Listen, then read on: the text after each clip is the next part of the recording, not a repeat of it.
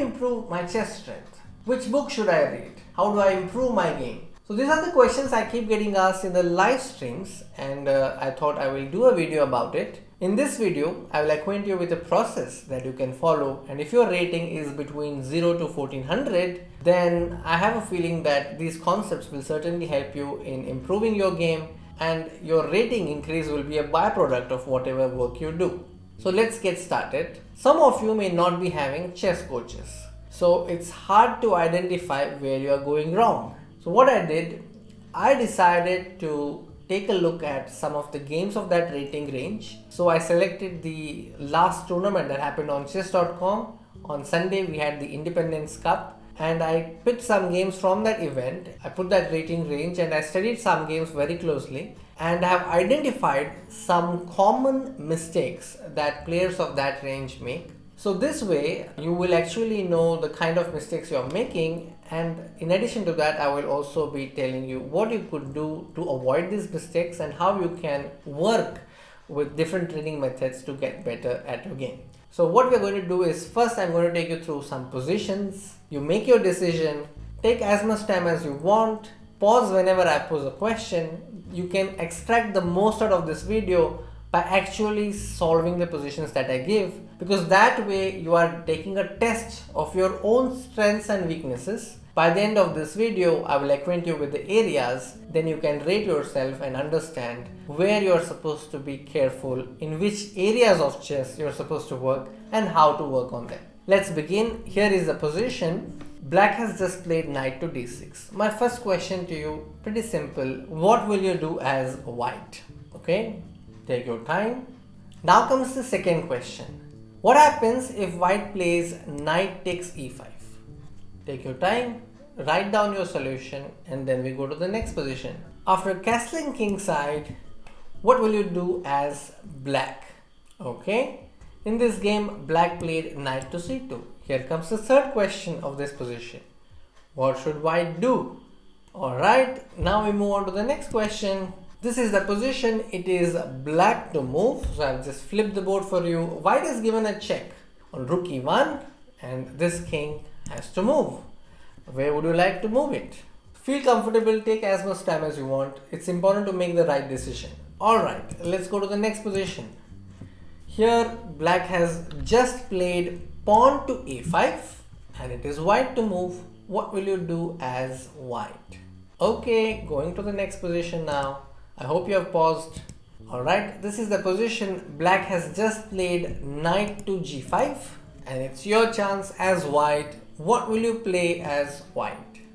Okay, on to the next position. In this game, black has played rook to e8. White played rook takes e8. And after rook takes e8, there is a back rank mate threatened, as you can see. So white played pawn to h3. And here, it's a good opportunity to think about what you are going to do as black.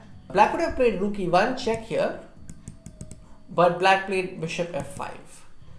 And after c4, king to c5, c takes d5, it is black to move again. What would you do as black?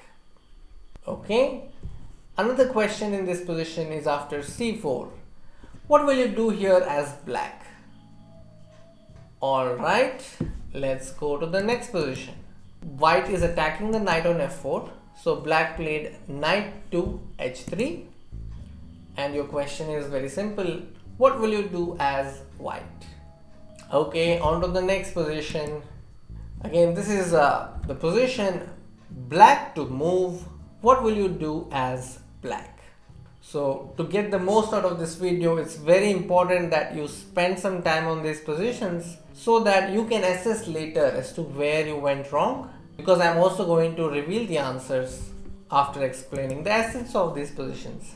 And here it is black to move. Black played king c4. White played d3 check in this position, and now it's black to move. What will you do as black? Okay, on to the next position. In this game, after queen f2, queen g6, bishop d3, it is black to move again. What will you do as black? Okay, I hope you have made your decision. and then it's time to tell you exactly what I think are the most common mistakes at this level. So I'm going to give you 4 letters, POCH, so that you can easily remember them. You can also consider writing this down and putting it where you can see it easily when you are playing, so that you are reminded of this pattern. So one of the common mistakes that players make is unnecessary pawn moves. This is something you must avoid. Second is missing opponent's idea. So if your opponent is playing something, then you need to be really curious about what the idea is. If you are too much involved in your own ideas, you will develop a tendency to overlook what your opponent is trying to do. Thereby, you might end up losing a lot of points. So it's very important that you consider your opponent's ideas at every critical position. I would say consider it at every move. And then whenever there is an opportunity where your piece comes in contact with your opponent's pieces, or when your opponent's piece or pawn comes in contact with your piece or pawn, there is a tendency to capture it immediately, which should be avoided. Next is the hanging pieces. So you must take care of your pieces and don't put them on loose squares, or don't put them on squares where they are not protected. So these are 4 categories, I think, where a lot of mistakes are made. And now let's revisit those positions, and then you will get to know why I think these 4 categories are important. In this position, I asked you, after knight d6, what should white do? If you have chosen bishop b3 or bishop d3, good job, you're safe. But if you chose knight takes e5, then this is O, the category of opponent's idea, not really understanding what my opponent is doing. After knight e5, black has put the knight on d6 because black is keeping an eye on c4. Who is protecting c4? It's the knight and the queen. And who is protecting the knight on e5? It's the queen on d5. Once you understand this hangama, then you know that knight takes e5 wins a piece. So that was simple. Next position. Here, if you chose castles for white, then your answer is right, because you need to castle. Your king is in the center, it's not safe. And knight c2 is a loose move. Why? Because of h, that's hanging piece. And when your opponent has put up hanging piece, you should be in the CCTP mode, checks, captures, threats and pawn breaks. In this position, you must see that the c2 knight is hanging, so you can play bishop to d3, attacking on h7 and also attacking the knight. White played knight b3, which is also good. And then after knight b3, black should have played queen f5, but black played queen a3, and now the threat is again possible. With bishop d3, white can threaten a mate and also pick up the knight. So mate has to be defended and white can simply then take the knight. So this was also easy. Now in this position, after castle knight c2 bishop d3, if black plays h6, then white can get a strong initiative after picking the knight and then playing queen e4, threatening a mate on h7. And if they go g6, can you think of a way to create a threat? Kudos if you found bishop b3, because now you are threatening queen takes pawn. If the king goes to h7, the queen comes to e7, and if the king goes to g7, then there is this check and the pawn is lost. So this was about hanging pieces and hanging pawns. Here, the decision was about where to go with the king. Again, it's important to understand what your opponent is trying to do. So look at the possibilities before making a choice. Okay, after rook check, my opponent wants to keep checking my king, because that is one of the tactical elements when you are attacking. If the king goes to f7, this mighty knight is covering all the key squares. So the king is safe on f7. But if you chose king d6 or king d7, then you are in danger, because you are missing your opponent's ideas. How do we spot our opponent's ideas? By being curious. Okay, if I go king d6, can he give me another check? This question would have saved your game. If you chose king d6, then white has queen e5 check. You can't go king c6 because of rook c1, x-ray attack. If the king goes to d7, eventually the king has to fall under this pin. On king c8 there is rook c1, and on king c6 there is rook c1 again. So in this position, Congratulations, if you play king f7, you have passed this test. Next position, this was a question after a5, what should white do? And in POCH, I told you about C, which is captures. A lot of players tend to make b takes a5 here. So if you're playing b takes a5, you're missing your opponent's idea. Black is playing a5 for two reasons. He wants to play ab4 and open the line for his rook, and also get this square for the knight on c5 if possible. By playing ba5, you are actually opening the eyes of the rook, which is playing in your opponent's hands. So in this position, whenever there is a contact, try to maintain the tension. So the correct move was a3. So this was about captures. Don't capture unnecessarily. Next position, it's white to move. Black has just played knight g5. So here, if you are considering queen h4, then you are again missing your opponent's idea, because if you play queen h4 in this position, the queen is hanging. Knight f3 and the queen drops. So after knight g5, if you are considering bishop into g5, again be aware of the pattern I mentioned. Captures. Refrain from unnecessary captures. So bishop g5 was a mistake. In this position, white could get advantage by playing queen d2, by attacking the knight and also attacking the pawn on d5. So this would have given a pawn, and white is clearly better. But after knight g5, if you chose bishop into g5, then the queen that is sitting very peacefully on d8 is now invited to g5, and that's actually playing in black's favor. Next position, after rook takes e8, white played h3, and after bishop f5, c4. I mentioned that rook even check was correct, and then after king h2, black can play something like a5, and if white takes this pawn on d5, then black can play c5. So these three pawns can be used and black can advance on the queen side. But after c4, king c5, c takes d5, if you automatically capture back the pawn, then it's a blunder, because your bishop is hanging and you're missing your opponent's idea with rook d5. Again, the pattern is visible here. Next, in this exercise after knight h3, I wanted to know what you would do as white.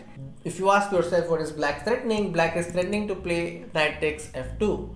So if you found rook g2 or rook h4, I think both are okay. With rook h4, you are like threatening the knight. If knight takes f2, there is king g2. And if you play rook g2 also, it's fine because you're protecting f2 pawn. But if you chose bishop takes e4, it's a blunder, because you might say that it's a check, but black has counter blow with rook takes e4, and if you take rook takes e4, there is a fork. So if you're missing this idea, then please be careful. You have to be curious and ask yourself continuously what your opponent is trying to do. Next, in this position, it's black to move, and these are kind of positions that you may not really find in books because they are not puzzles. It's about understanding what you're supposed to do in a game, and the theme is also not clear. What are you supposed to find in this position? This is where some tips that I will give at the end of the video might help. In this position, you are in the opening stage and you are transitioning to middle game. And the goal of the opening is to develop your pieces, control the center and connect the rooks. So in this position, the rook on e8 is not really active right now. It can come into the game with c8. You can probably push the pawn on a4 and ask a threat. But playing e4 is an unnecessary pawn move, because then you are opening the position while two of your pieces are still sleeping. That's really dangerous. Not really ready for action like this. So in this position, you had to go bishop to d7, connecting the rooks. Next, I asked you after king c4, d3 check, what will you do as black? If you chose rook into d3, it's a blunder because you not checked your opponent's idea. Your opponent wants you to take the pawn so that he can give a check. Who is supporting the rook? It's the king. So he will check the king, and once the king moves to d5, he can simply take the rook. White was extra cautious and he played this check and picked up the rook. So what you could have done instead is just played king to c3, because if he takes your rook, you can take his rook. Yeah, so that was an answer. And then in this last position, I asked you after queen g6, bishop d3, where would you like to play? The queen is attacked, so what would you do? In this position, black should probably play queen d6, and if rook takes pawn happens, then you play queen h6. But if you play queen h6 directly, or let's say queen h5 directly, white has rook h4, and now your bishop is hanging because the rook will capture the bishop or the bishop will capture the bishop with the check. Queen has to move, so that way you lose a piece. But in this game, after queen e5, bishop h7 check, king f8, black went on to win the game. So let's look at the twist. After bishop d3, black played queen e1, rook e1 check, king a2, black played king g8, knight takes d5. White is winning this position. But after g6, knight f6 check, king g7, knight g4, rook g1, knight e5, rook e8, knight c4, b6, knight d6, rook e1, knight e4. In this position, black played a5 and white should have been careful. Black is not just making a random move, he has an idea. After rook f4, black played a4. I hope you see the idea now. And white missed this and black won the game with rook a1 mate. So these were some of the examples I picked to highlight how there are 4 categories of mistakes that are quite common at this point. What tips can I give you? If you are in the opening, then remember 3 things. You have to control the center, develop pieces and connect the rooks. So if you're not sure what you're supposed to do in openings, try to keep these principles in your mind while deciding your move. If you are in the middle game position, you're supposed to look for pawn breaks, look for possibilities to improve the position of your pieces, and try to find a target, a weakness in your opponent's camp. If you're in the end game, then it's already time to think about the advantages that you have and bring your king at, because in the end game kings have to participate, and then try to see if you can create a passer or collect some pawns or create some threats pertaining to pawn promotions. That's something that you can think about in the end games. So keeping this in mind and keeping these 4 categories in mind, you can actually hope to play better chess in your upcoming games. So before I wind up, I want to show you how these 4 elements they played out in a game. In this position, after d4, knight f6, c4, d5, knight c3, e6, knight f3, b6, bishop g5, bishop b7, e3, bishop e7. Yeah, in this position, black played g5. Now this falls under unnecessary pawn moves. Not necessary to play g5 at all. Black can simply castle. And after g5, bg3, knight d7, cd5. Here came another mistake with bishop into d5. You can take this pawn with knight or with the pawn. But giving you a bishop after playing b6 is like sacrificing your soul in a way on the queen side, because the c6 square will be crying a lot after knight d5. You see the c6 square. Now after rook c1, spot the threat. The threat is to take the pawn on c7. Black had to do something about it, but black ignored it. And white also ignored it. So again you see that the idea is being missed. The threats are being missed. After knight e4, bishop into c7, queen e8. White played knight d2, which is very good. And after a few moves, I am coming to a critical position. Black played knight h7, and white has these pawns here, so you should be focusing on that. Instead, black went and captured the pawn on h6, and that was a blunder because c1 hangs after bishop g5.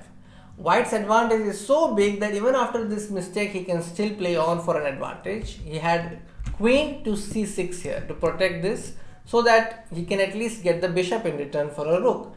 But he went queen h5, and after bishop c1, queen check, bishop g5, e5.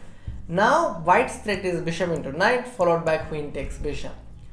But in this position, black went wrong with king h8. Now if you look at the position, then black would have defended by opening up the position with f5. If bishop into f5, then king h8 is okay, because now if white plays queen h3, black can play queen f7 because the f7 pawn is no longer there.